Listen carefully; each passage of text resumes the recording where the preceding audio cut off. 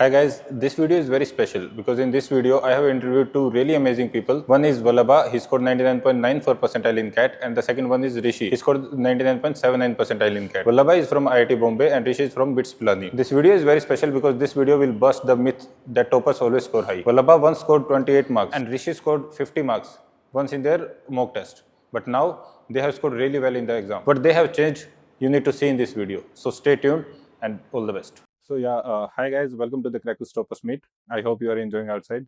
So could you please introduce yourself to our students, like a bit of your percentile, bit of your background, and like your name. So hi guys, I'm Vallabha. I'm a mechanical engineering graduate from IIT Bombay.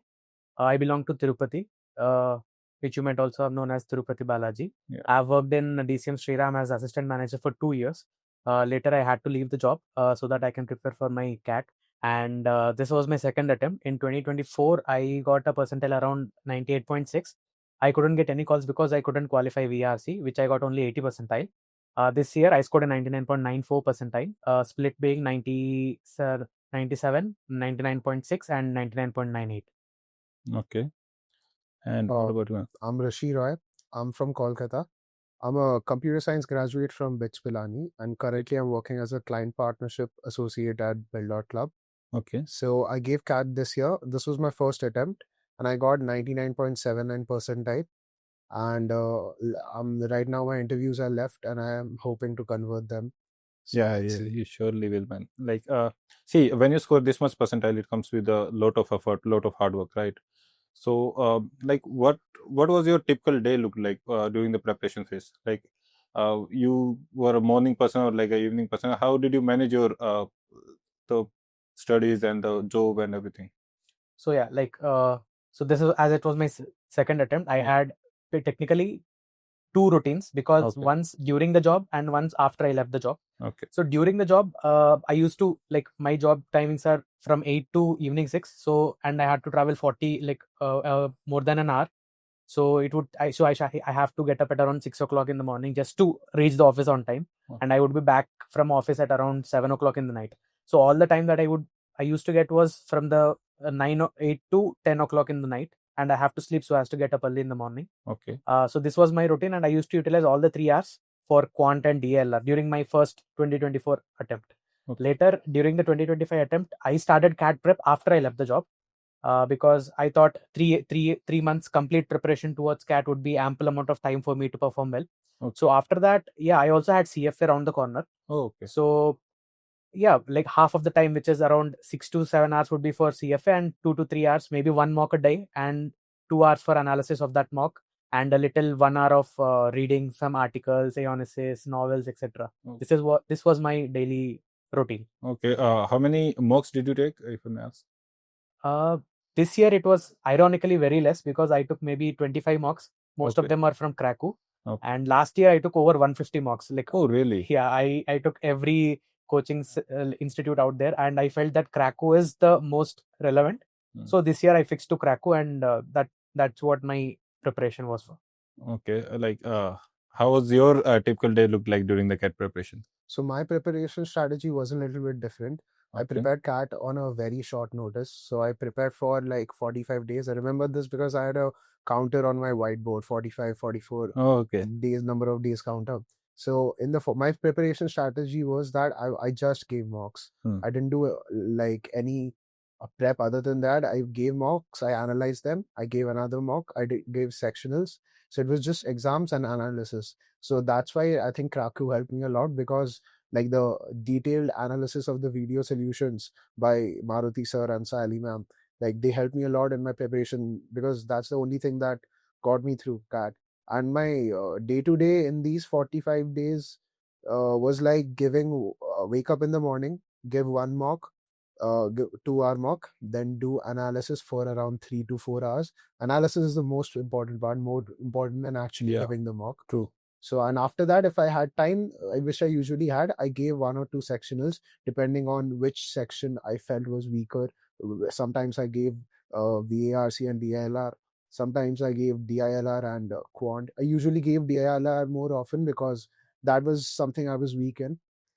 So yeah, that was my preparation strategy. Yeah. So see, there's this inevitable thing that people score less in the mocks, right?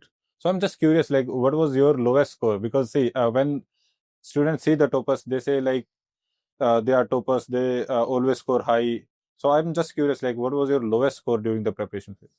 I would say my lowest score was 28 marks total. Total. Yeah. Oh my god. And it was Cracku mock.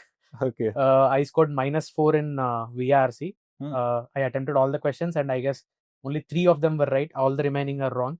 Okay. And DLR I couldn't solve anything. Hmm. 0. Okay. Like I'm just telling how a bad day would look. Yeah, really, it's important actually. Yes. And the notion that all toppers would be always topping the exams, I think that's completely false. Yeah. Like, this is the lowest I'm talking about. My average was around only 60 to 70 marks. Okay. And yeah, like with consistent effort, I gradually increased from that 60, 70 to 100 and 110 during the last 1 month of the preparation. Okay, like what are the changes that you made in your preparation strategy? You mentioned you were scoring around 60, 70, your average score. What are the changes that you made that jumped your score so much? So yeah, like quant was always my strong suit because I had a 120 on 120 in JEE mains, so that carried over here. And quant was always good, and I used to score around 48, 50 marks in quant. Okay. And coming to DLR, it is very unpredictable. You don't know what type of question comes. It's at that moment, if you are able to figure out how to approach a problem, then you are done and dusted. You get a full set. Yeah. But if you don't get that idea in that instant, that's not going to happen. Yeah. So DLR, all I did was stick to previous year question papers from 2017 to 2024 and only Crackus and other mocks only analysis. Okay. And coming to VRC, yeah, like VRC, I used to struggle a lot. Like I used to score only, my average till today would be around 10 to 15 marks. Oh, really? Because initially all the mocks that I wrote, I used to get only 10 to 15. Okay. Later, like when I understood that it's not simple practice and I have to focus on what the author is telling and what, like, actually understand and actually put effort to understand what is happening, like the comprehending part of a paragraph. That I felt was very important. Which Sayali Ma'am suggested me to go first read everything that you can for a couple of months. So I read it, and later I started seeing a gradual improvement. Okay. The mark started from 20, 30, 40, and in the final exam I could score 40 marks. Yeah, that's great, man. Like that much increase on the D day is like blessing. Yeah, it's a blessing and game changer, right? Yeah, exactly. So like what was your lowest score and how did you manage to score so well in the... My lowest score was, I think, 50. That happened because like I gave the VARC section, then I gave DILR, and after that I was like, this mock is going really bad. So I did a few quant questions and I then just ended the test.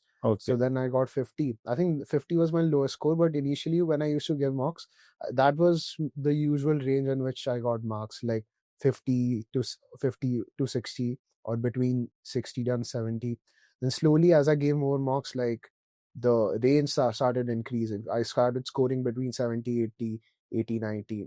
And actually, one thing I want to like tell to like future CAT people who are preparing for CAT in the next year, that is, you should never like base too much on the mock scores. Yeah. Because I think the highest I've gotten in a mock I've given at home is 101.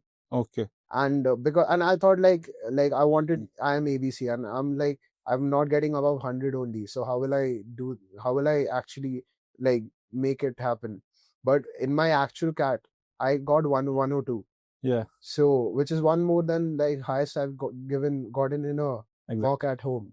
Exactly. And so like one thing, and even after giving CAT, I was like, my paper was really bad. I'll have to give again next year. So like one advice I would give to future like people who are preparing for CAT is that don't take mock scores to the heart. Like just even if you get a bad score, stay chill with it. Even if you get a good score, like just be calm and move on and like give more and more mocks and prepare. Yeah, and if possible, give yourself some time after the bad mock, because it could be this thing. It could just be a bad day. Yeah, it could be a bad day. Exactly. Yeah, like building on what he said. Yeah. Like I used to not guide. I used to help my friends who are giving CAT. So I used to say one thing to them: the mocks are not the replication of actual CAT, but it is your performance in the actual CAT exam. Yeah, exactly. So you have to take mock as a mock and try to improve what you could. Like that's the only thing at the end of the day you can do. Yeah. Because final CAT is going to be unpredictable. So you don't know how the difficulty would actual mock compared to the final examination. So yeah. Exactly. So now I just want to ask you how Cracku helped you in your weaker section. You just mentioned it was your VRC, right? So how Cracku helped you to improve scores in that weaker section? Okay. So coming to VARC, I would say Sayali Ma'am had much bigger hand in preparing for me. Yeah. Because she suggested me what to do. Like all the videos that of her in the VRC's lectures, she told that read and try and understand what our author is saying and do active reading. Yeah. Though I didn't do active reading in the final examination, but my initial phases of start were because of the active reading. So I used to do active reading very frequently, and at point of time that active reading had it had a behind of the mind effect. Yeah. Like it was happening unsubconsciously. Yeah, exactly. So I had to stop that because it is taking a little more time than required. So yeah, but active reading is going to help a lot. And moreover, the most important thing I would say is Cracku has these two best things, which is daily targets and study room. Study room. And I would say study room is the only resource that any CAT aspirant would require. Exactly. Because having done so many hundreds of questions daily from quant study room, actually helped me to avoid silly mistakes in the final examination. Exactly. And yeah, DLR of dash cats are my favorite because having able to choose so many able to choose right set in so many pool of difficult sets would help you replicate the same thing in the final examination. That really helped me in the final 2025 examination also. Exactly. And yeah, VRC, all thanks to Sayali Ma'am and Cracku's study room material. Yeah, exactly. And in fact, a lot of people are saying that the DLR section of the dash cats were on bit difficult side than the CAT 2024. That is why because Maruti sir intentionally made it, because he predicted that CAT 2025 is not going to be on the similar level of CAT 2024. So he intentionally did that. So I think that worked well because CAT 2025 was kind of a googly, right? Especially to the DLR section, right?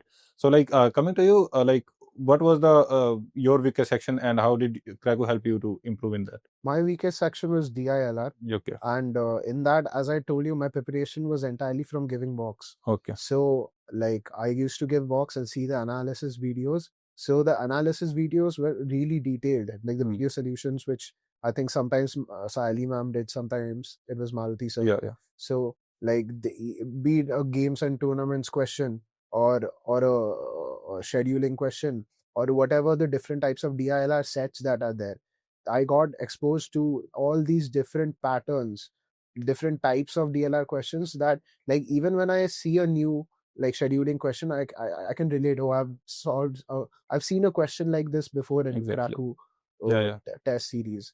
And as you said, this time DLR 2025 CAT, the DLR section was a little bit difficult, but I didn't have a lot of problem with that because the Cracku CAT DLR sections were a little bit more difficult than 2024. So I was used to that, okay, that I'll not completely get to the end of this question. I have to do some guesswork. I have to take something from the option and make something and see if I can get an answer. So Cracku actually helped me train not only just in getting me the solution, but in building this exam temperament. So Maruti sir puts a lot of effort while making the question. He was like, if a smart person is solving this question, he might not be able to solve the whole set, but if you look at the options, he might get the correct one. So option elimination also plays a role in that. So since you have taken this second time, right? Okay. So what are the things that you did differently this year as compared to your previous attempt? What are the mistakes that you made in the CAT 2024 that you would like CAT 2026 aspirants should ignore that? So I would say, as I told, VRC was always my weaker section. Good. And the most important change was in that area, where I started reading first, then before attempting a RC or before attending a sectional or something, because reading helps you understand what is actually happening there. Without actually comprehending what is happening in the RC, it would be useless for you to go to the questions. So yeah, first I started reading a lot. Maybe 3 to 4 months I took break from a CAT and I only read. Okay. And I did active reading, which is to write all the summaries that I have read. And later, one of the most important changes that I made was in the 2024, I took CAT very seriously. Like I thought this is going to be the end of the world thing. Like I am going to do, or I should be able to do. But that actually backfired. But this time, ironically, with no job in my hand and CFA around the corner, Yeah. the pressure built. But I took it, okay, I if not this, I would go for ZAT. If not ZAT, SNAP. If not SNAP, CMAT, anything, like whatever the exam that might be. Okay. So I didn't put a lot of stress on the CAT examination, and Good. that really worked a lot. Yeah, that is very important advice, I would say. So it was your first attempt, right? Right. Yeah. So what are the few pieces of advice that you would like to give CAT 2026 guys, that they should not be making this mistake if you want to score like you guys did? So people who are giving the second attempt or like more than second attempt, they already have an idea of what to expect. Yeah. But people who are giving their first attempt, I think first of all, one thing that I mentioned, that don't take mocks the mock scores too seriously. Okay. The mock should be about building exam temperament, how to handle those entire 2 hours, how to sit through the exam, how to not get gassed out after it if you have a bad DLR section, because you have to do Google and Quant. Exactly. So it should be about building exam temperament, and don't get too happy if you get a very good score. Don't get sad if you get a bad score. Exactly. And on the exam day, anything can happen, because CAT doesn't reveal their exam pattern. They keep changing their exam pattern. Yeah. So be prepared that don't have a fixed score in mind that, okay, I have to score 100 plus, or I have to score this marks, or I have to get this percentile. Just go in the exam thinking that I'll give my best, and whatever happens, if it's a difficult paper, it'll be difficult for everyone. Yeah. So I think that's the most key advice I would give to future aspirants. Yeah, exactly. And there's a friend of mine, Kushal. I don't know if you guys have met him. He also scored like 99.99 percentile. Yeah. And he used to keep telling me, don't go with the fixed score, because it will create unnecessary pressure on your brain, and you might not perform at the best of your capabilities. So I think it's a very great advice. So thank you so much, guys, for joining us.